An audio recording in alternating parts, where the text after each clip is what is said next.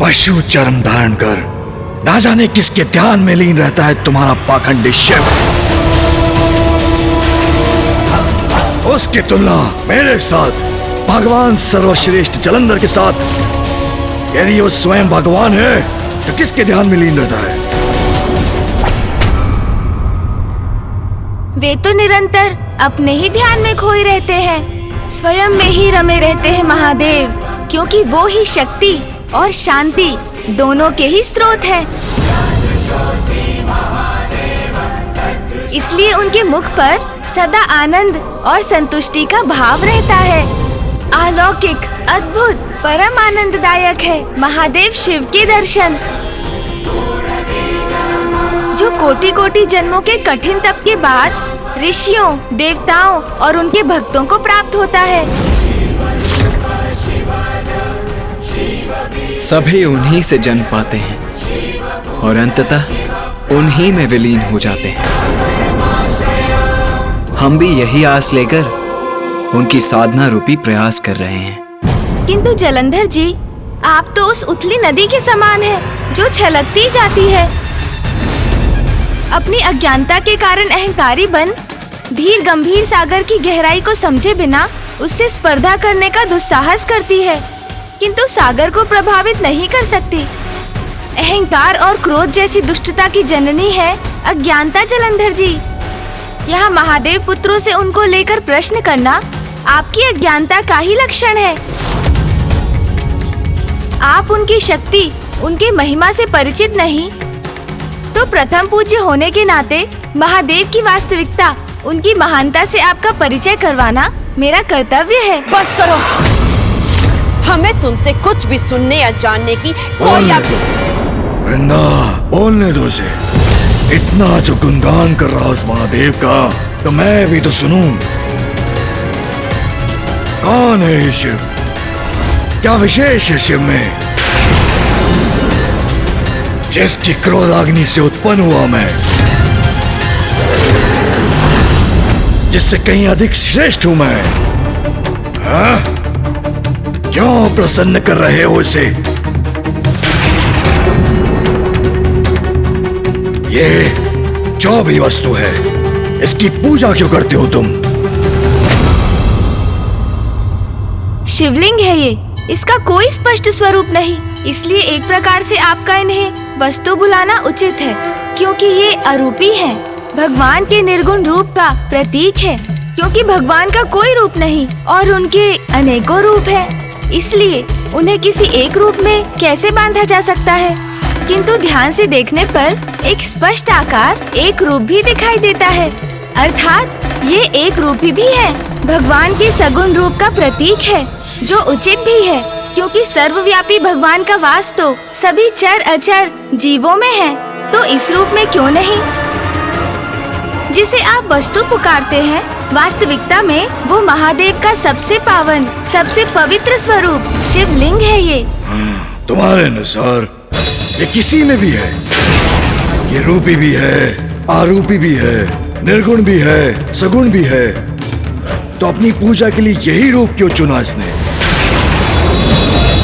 तो सुनिए जलंधर जी, जब सृष्टि की रचना भी नहीं हुई थी, जब ना सूर्य थे, ना चंद्र, ग्रह नक्षत्रों का भी कोई अस्तित्व नहीं था, ना दिवस होता, ना रात्रि, अग्नि, पृथ्वी, वायु और जल का भी कोई चिन्ह नहीं था, सर्वत्र व्याप्त था तो एकमात्र गहन अंधकार।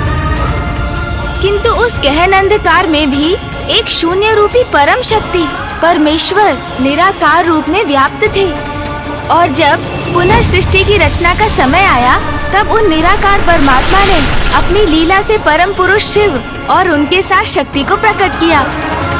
वो ईश्वर जो अपने मस्तक पर आकाश गंगा को धारण करते हैं, जिनके 5 मुख हैं और जिनका प्रत्येक मुख त्रिनेत्र युक्त है, जिनकी 10 भुजाएं हैं,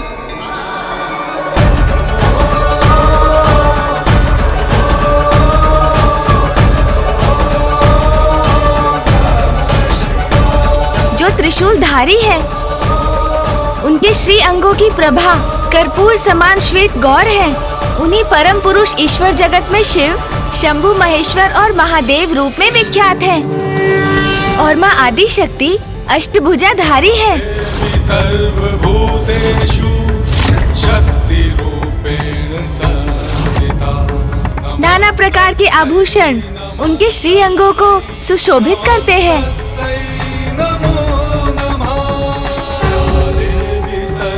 उनके खुले नेत्र खिले हुए कमल के समान है और उनका मुखमंडल उनके अपार तेज से जगमगाता है।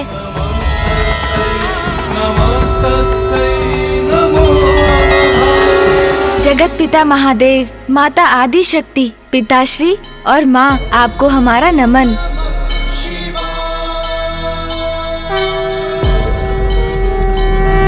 मेरी उपस्थिति में उस शिव के प्रति इनकी ये भक्ति, मेरा ऐसा निरादर कदापि सहन नहीं करूंगा मैं। क्या हुआ जलंधर जी? अब समझे आप कि पिताश्री अर्थात शिव जी स्वयं परम ब्रह्म से प्रकट हुए हैं और माता आदि शक्ति के रूप में है उनकी शक्ति। ये है वास्तविक शिव और शक्ति और ऐसी अद्भुत है उनकी महिमा। तो इसमें कौन सी महानता की बात है? एक प्रकार से मैं भी दिव्य प्रकाश, दिव्य अग्नि, क्रोधाग्नि से उत्पन्न हुआ हूँ। जलंधर जी, मात्र उत्पन्न होने से कोई भगवान नहीं बनता। सृष्टि की रचना और फिर प्रलय होने तक, सुचारू रूप तक उसका संचालन और फिर प्रलय के उपरांत पुनः नवीन सृष्टि की रचना और इसी प्रकार सृष्टि के निर्माण और विघटन के चक्र को स्थापित रखना है भगवान का दायित्व। आप तो मात्र इस मिथ्या कैलाश का निर्माण कर स्वयं को भगवान ही समझने लगे। मिथ्या है मेरा कैलाश? नहीं, मिथ्या है तुम्हारी बातें। अभी तक तो तुमने मुझे ये नहीं बताया कि इसके पीछे कथा क्या है। क्या संबंध है शिवलिंग का शिव से? क्यों कर रहे हो तुम उसकी पूजा? बताओ। अवश्य बताऊंगा जलंधर जी, आपकी जिज्ञासा शांत करूंगा। तो सुनिए, शिवलिंग का संबंध भी सृष्टि की रचना से है। जब परम ब्रह्म परमात्मा ने महादेव को प्रकट किया और उनकी शक्ति से नारी रूपिणी माँ आदि शक्ति प्रकट हुई, तब माता ने प्रभु से सृष्टि की रचना करने को कहा। शिव जी ने उनका ये प्रस्ताव स्वीकार किया। तब उस समय उनकी शक्ति पुरुष रूप में अवतरित हुई, क्योंकि सृष्टि को उत्पन्न करने और उसके संचालन का दायित्व निभाने के लिए उन्हें एक अन्य पुरुष की उपस्थिति का भान हुआ। तब श्री हरि नारायण अर्थात विष्णु देव उसी तत्व से, शिव की उसी शक्ति से उत्पन्न हुए जिससे माँ आदि शक्ति प्रकट हुई थी। शिवाय विष्णु रूपाय शिव रूपाय विष्णवे, शिवस्य हृदयं विष्णु विष्णोच्च हृदयं शिव, यथा शिवमयो विष्णुरेव विष्णुमय शिव, यथांतरम न भेदस्यो शिव राघव योस्तथा। अर्थात शिव विष्णु के ही रूप हैं और विष्णु शिव के, दोनों एक दूसरे के हृदय में वास करते हैं, अर्थात दोनों एक ही हैं।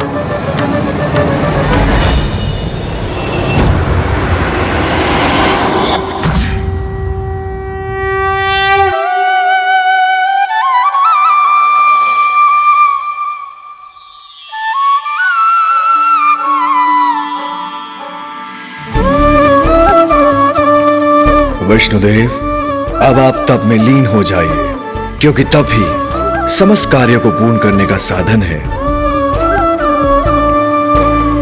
अपने तप के प्रभाव से ही आप उनसे भेंट करेंगे जो आपको आपके सभी कर्तव्यों और दायित्वों के पथ पर आगे बढ़ने के दिशा निर्देश देंगे।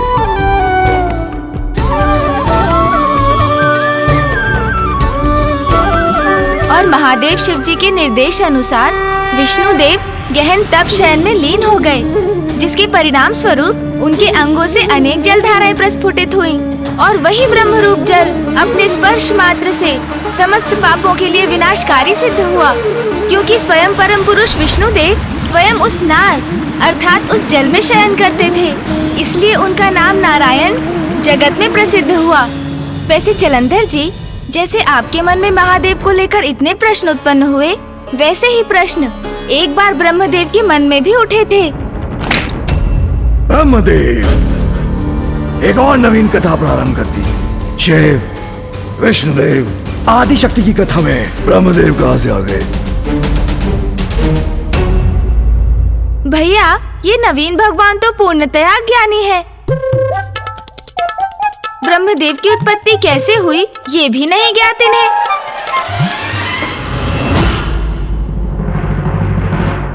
अज्ञानता के कलश को ज्ञान से भरना, भूले को मार्ग दिखाना, यही तो हमारा कर्तव्य है गणेश। उचित है भैया, जलंधर जी को ये ज्ञान भी दे देते हैं।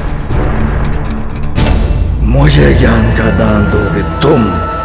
मात्र सहन कर रहा हूं तुम्हें, जिससे मुझे ज्ञात हो सके कि तुम्हारे मन में क्या है। अन्यथा अपनी एक हुंकार से ही तुम्हारा संहार कर देता। अरे, आप किस विचार में खो गए जलंधर जी? तो सुनिए, जब श्री हरि नारायण जल में शयन कर रहे थे, श्री हरि नारायण के ध्यान के फल स्वरूप महादेव की इच्छा से विष्णुदेव की नाभि कमल से ब्रह्मदेव को साथ लिए एक दिव्य कमल प्रकट हुआ। और जब ब्रह्मदेव ने अपने नेत्र खोले तो उन्होंने स्वयं को नितांत एकांत में पाया। तब उनके मन में अनेकों प्रश्न थे, किंतु उनका उत्तर देने वाला कोई नहीं दिखाई दिया उन्हें। मैं कौन हूँ? मैं कहाँ से उत्पन्न हुआ हूँ? क्या कार्य है मेरा? ब्रह्मदेव अपने अंतर मन में उत्पन्न हुए इन प्रश्नों से जूझ रहे थे। उनका उत्तर पाने के लिए, ये ज्ञात करने के लिए कि उनके सिवाय भी इस समस्त संसार में किसी और का अस्तित्व है भी अथवा नहीं, तब उन्होंने उस दिव्य कमल से नीचे आने का निर्णय लिया। और नीचे आने पर उनके समक्ष थे नारायण। नारायण हूं मैं। आपकी उत्पत्ति मुझसे ही हुई है, ताकि आप सृष्टि का सृजन कर सकें, जिसके पश्चात उस सृष्टि का संरक्षण का दायित्व मैं निभा सकूं। तब ब्रह्मदेव के भीतर ज्ञान का जागृत होना शेष था, इसलिए उनके भीतर अहंकार ने जन्म ले लिया। क्या हुआ? रोक क्यों गए? कुछ नहीं, बस मुझे ये स्मरण हो आया कि उस समय जो मन स्थिति ब्रह्मदेव की थी, वो ही अभी आपकी भी है। अज्ञान और अहंकार का ऐसा ही दुष्प्रभाव उन पर भी था। आपसे मैं उत्पन्न हुआ हूँ, ये आप कैसे कह सकते हैं? मेरा अस्तित्व अवश्य आपकी उत्पत्ति से कहीं पूर्व में हुआ है। आपका ये विश्वास आपकी भ्रांति है। मैं तो अनंत काल से यहाँ उपस्थित हूँ। कमल सिंहासन पर मेरा आसन आपसे कहीं उच्च था, जिसका अर्थ ये है मुझसे नीचे जो भी हैं, सभी पर दृष्टि बनाए रखने का दायित्व है मेरा। आप तो मुझसे कहीं नीचे हैं, यहाँ सागर में स्थित। इसलिए मुझ सर्वोच्च का कोई भी जन्मदाता हो, वो भी आप, असंभव है ये। स्वयंभू हूँ मैं, महानतम हूँ मैं, परमेश्वर हूँ मैं, परमेश्वर हूँ मैं, परमेश्वर हूँ मैं, परमेश्वर हूँ मैं। जैसे ही विष्णुदेव और ब्रह्मदेव के मध्य ये विवाद आरंभ हुआ कि उन दोनों में श्रेष्ठ कौन है, तभी वहाँ एक महान दिव्य स्तंभ प्रकट हुआ।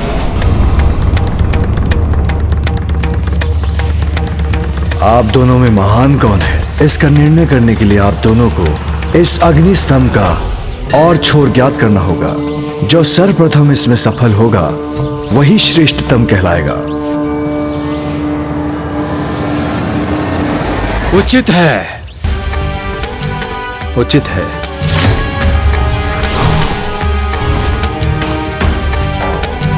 सहस्त्रों वर्षों की यात्रा के बाद भी दोनों को उस अग्नि स्तंभ का आरंभ और अंत नहीं मिला।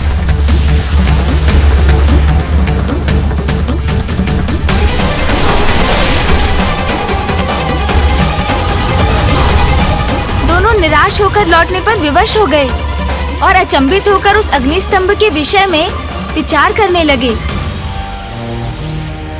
क्षमा कीजिए महाप्रभु, मैं इस अग्नि स्तंभ के ओर छोर को ढूंढने में असमर्थ रहा। अहंकारवश स्वयं को सर्वश्रेष्ठ समझने की मेरी इस भूल को क्षमा कीजिए। विष्णुदेव ने अपनी असफलता स्वीकार की, किंतु ब्रह्मदेव। नारायण ने अपनी पराजय स्वीकार कर ली, किंतु मैं ऐसा नहीं करूंगा। मैंने स्तंभ का और छोर ढूंढ लिया है। ब्रह्मदेव, आप सत्य कह रहे हैं ना? आप मुझसे प्रश्न करने वाले होते कौन हैं? जो मैं कहता हूँ सत्य ही होता है।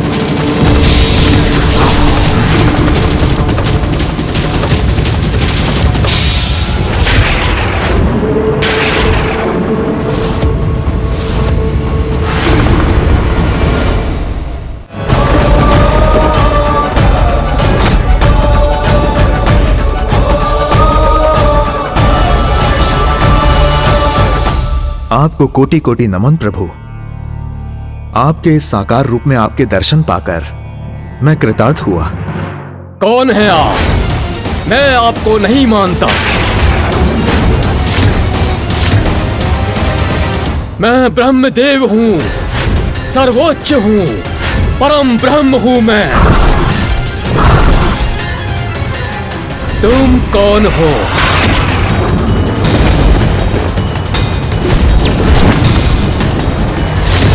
ब्रह्मदेव का अहंकार अपने चरम पर था।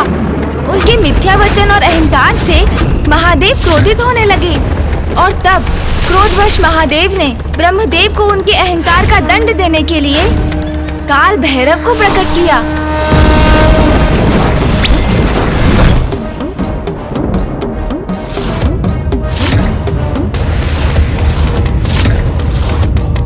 दंभ का अंत करता हूँ मैं, अहंकार का भक्षण करता हूँ मैं। सृष्टि के जनक को अहंकार शोभा नहीं देता। मैं आपको आपके अहंकार का दंड अवश्य दूंगा।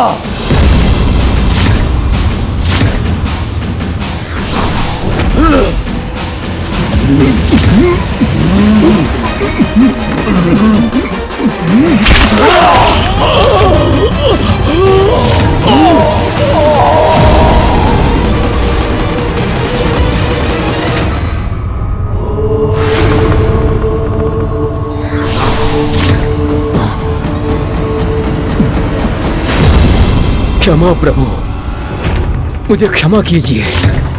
मैं अहंकारी हो गया था प्रभु। शांत हो जाइए प्रभु, मुझे क्षमा कीजिए।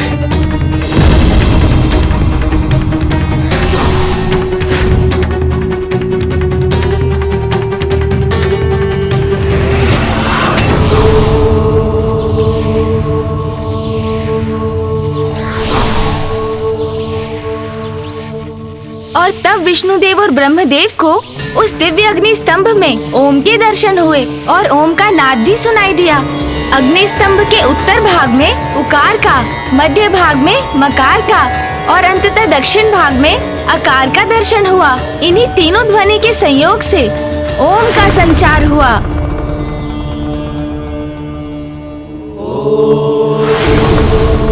मुझे ज्ञात हो गया प्रभु, आप ही हमारे जनक हैं। हमें हमारे जन्म का उद्देश्य और कार्यभार बताने की कृपा करें प्रभु। नारायण, आप जगत के पालनहार होंगे। ब्रह्मदेव, आप सृष्टि के रचयिता होने का कर्तव्य निभाएंगे और मैं संहार कर संसार के चक्र को नियमित रूप से गतिमान रखूंगा। और यह अग्निस्तंभ अर्थात लिंग परमपिता परमेश्वर का प्रतीक है। संसार की एकमात्र और सर्वोच्च सत्ता और चरम ऊर्जा और शक्ति का प्रतीक होगा। इसलिए आज से जो भी शिवलिंग की पूजा महान ज्योतिर्लिंग के रूप में करेगा, वो सदा मेरा प्रिय रहेगा और मेरा कृपा पात्र बनेगा। अब आपको समझ में आया जलंधर जी, शिव कौन है और शिवलिंग का क्या महत्व है? और ये भी कि अहंकारियों को महादेव कैसा दंड देते हैं। भगवान सर्वश्रेष्ठ जलंधर को अपनी बातों में उलझाना इतना सरल नहीं जिसका तुम प्रयास कर रहे हो, और ना ही तुम शिव की महानता का बखान करके मुझे भयभीत कर सकते हो। इतने महान है तुम्हारे शिव, तो उनकी पूजा के कक्ष में इतनी दरिद्रता क्यों? मिट्टी से बना शिवलिंग मात्र है यहाँ। कौन भगवान मात्र एक मिट्टी की मूर्त का प्रतीक बनवाकर उसकी पूजा करवाता है? हाँ बलश्रेष्ठ, भगवान जलंधर का तो स्वर्ग विग्रह होगा, फिर इस शिवलिंग की पूजा कौन करेगा? दुर्भाग्य है तुम्हारा, क्योंकि जो अज्ञानता की निद्रा में डूबा रहना चाहता है उसे ज्ञान का प्रकाश भी जागृत नहीं कर सकता। तुम्हारा यह अहंकार तुम्हें सत्य स्वीकार करने नहीं देगा जलंधर। बस बंद करो अपना प्रवचन और जलंधर नहीं, सर्वश्रेष्ठ जलंधर, भगवान जलंधर हूं मैं, भगवान जलंधर हूं मैं, भगवान जलंधर हूं मैं। दयालु हूं, इसलिए तुम्हें सुंदर भवन और सुंदर कक्ष दिया था, किंतु तुमने दुरुपयोग किया उसका, द्रोह किया मेरे साथ। इस कक्ष को तुमने शिव मंदिर बना डाला। हटाओ उसे। मैंने कहा हटाओ उसे, अन्यथा इसे अपने पांव से मसल कर रख दूंगा।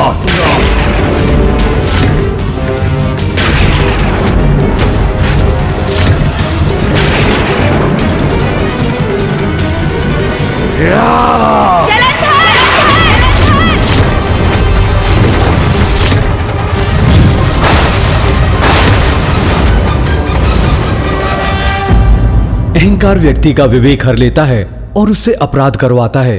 अहंकार का त्याग ही सर्वथा उचित है।